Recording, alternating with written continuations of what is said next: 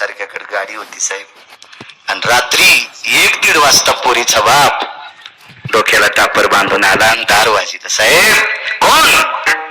मी. काय काम आहे? मुलीला बाळांतपणाला न्यायचंय, वाहनाची व्यवस्था नाही. 1 कोटीची गाडीत बसणाऱ्या व्यक्तीने विचार केला, बाळांतपणाचा प्रसंग आधी नाजूक असतो. अंजली ताई साहेबांना माहिती आहे त्या गायनिक आहेत, किती परिस्थिती. मोठ्या माणसानं विचार केला, ड्रायव्हर झोपलेला असेल, त्याच्याजवळ फोन असेल का नसेल काय माहित. त्या व्यक्तीनं तसाच लुंगीवर असताना शर्ट अंगात घातलं, स्वतःची गाडी चालू केली, गरीबाची पोरगी गाडीत बसली, तिची आई तिचे बाबा बसले. हॉस्पिटल, जालना हॉस्पिटल सारख्या ठिकाणी नमूद केलं, डिलिव्हरी नॉर्मल झाली, लागलीच आणून घातलं. का देव कमी करील त्या माणसाला? का कमी करील? याला म्हणायचं मोठी माणसं, याला म्हणायचं मोठी माणसं. आमच्या पलंगाला सोन्याच्या इटा आणि दात घाशीत दुसऱ्याच्या दारात चालला, मग त्याला म्हणावंच लागतं धुवा तोंडन प्याच्या. यायला भिकारी नाही म्हणायचं, यायला भिकारचोट म्हणायचं. सोन्याच्या इटा पलंगाच्या, हा दुसऱ्याच्या मुंडक्यात आलाय का? कधी कावळा उष्ट्या हातानं कावळा आणला नाही वरून, आणि ते सांगते आमचं असं वैभव आहे. हो पोरं तुझ्याच्या आधी तुझी झोपीत अंगुठी घेऊन पोकणार आहे, जरसं थांब विठाला विठाला विठाला.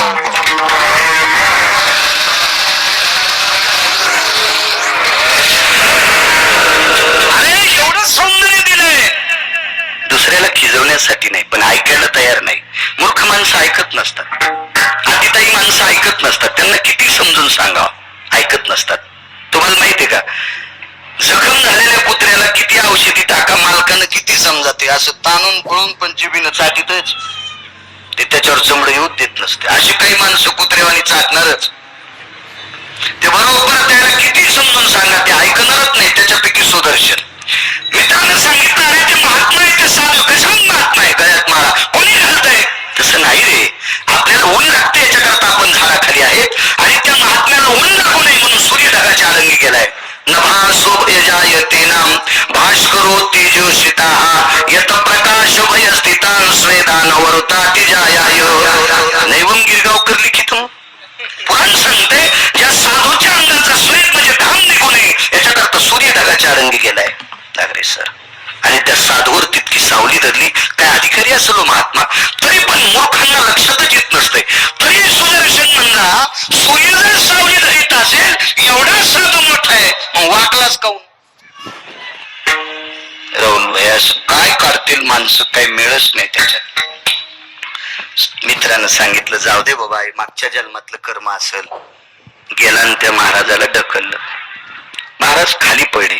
शक्यतो मोठी माणसं सर्वसामान्याच्या नादी लागत नसतात, त्यांना माहिती आपल्याकडे तितका वेळच नाही. हत्ती चालला आणि इशी कुत्री भोकू लागली. हत्ती चालला होता आणि इशी कुत्री भोकू लागले. तर कुत्रे भोकीत असताना वरी चिमणी बसलेली होती बाबळीवर. ती चिमणी उडत आली आणि हत्तीच्या मस्तकावर बसली. ते म्हणले, दादा तुला कळतं कर काही? ते म्हणलं, काय झालं जिजी? हत्ती चिमणीला जिजी म्हणला. मोठी माणसं आदरानच बोलत असतात. म्हणलं, काय झालं ग जिजी? तुला कळतच नाही दादा काही. म्हणलं, काय झालं? हे 25 जण भोकायला येतो, तू येण्यावानीच चाललास. ते म्हणला, जिजी हे फक्त भोकत आहेत, हे फक्त भोकत आहेत, हे डसत नाहीत. तर चिमणी म्हणली, बयान काऊन नाही? हे डसले की बोचरे होते. हत्तीची त्वचा इतकी कठीण असते, कुत्र्याला डसा वाटतंय, पण डसलं की दात मधात अडकत येतं, निवळ खोबळा घेऊन बाहेर येते.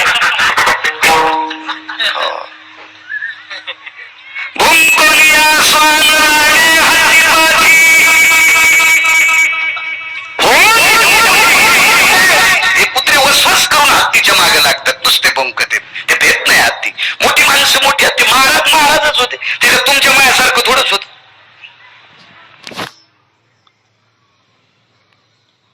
ढकलून दिले, एकदा खाली पडले, खरचटलं. माती हातावर घेतली, अशी केली, त्या जखमीवर टाकली. हेच औषध होते 50-60 वर्षापूर्वी टाकली. आता त्याचे उपयोग नाही करायचे, तो काळ गेला. त्यावेळेला माती शुद्ध होती. आता तुमच्या गुटक्यानं थुकू थुकू माती इतकी अशुद्ध झाली, ती जखम जास्त चढण. विठाला विठाला.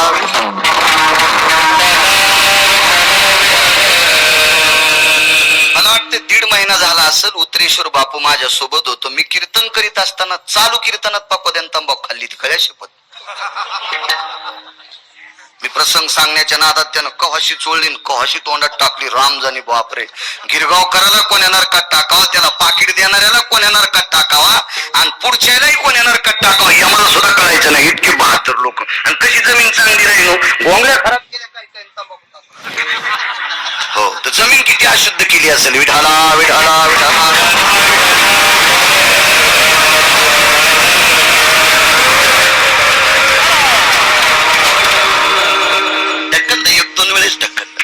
काही नाही म्हटले महाराज. मित्राच्या लक्षात आलं ज्याच्या डोक्यावर सूर्य सावली धरतो एवढा जर महात्मा रागावला तर आपला सुदर्शन जळून जाईल. पण हत्ती कुत्र्याच्या नादी लागत नसतात.